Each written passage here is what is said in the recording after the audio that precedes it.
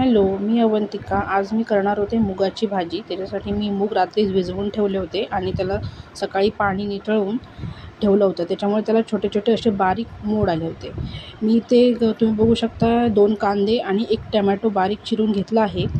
गॅसवर कढई ठेवून त्याच्यामध्ये तेल गरम केलं आहे आणि कढईमध्ये तेलामध्ये आपल्याला कांदा टाकून घ्यायचा आहे. कांदा आपला लाल होईपर्यंत आपल्याला चांगला परतून घ्यायचा आहे. आपला कांदा लाल परतून झाला की आपल्याला त्याच्यामध्ये बारीक चिरलेला टमॅटो टाकायचा आहे. टमॅटो मऊ पडेपर्यंत आपल्याला चांगलं शिजवून घ्यायचं आहे. जसं की कांदा आणि टमॅटो मऊ पडला की त्याच्यामध्ये आपल्याला जे आपले सुके मसाले असतात, जसे की मीठ, तिखट, हळद आणि किचन किंग मसाला, धने पावडर, हे सगळे आपल्याला ॲड करून घ्यायचे आहेत आणि ते मसाले आपल्याला चांगले 1 मिनिटभर परतून घ्यायचे आहेत.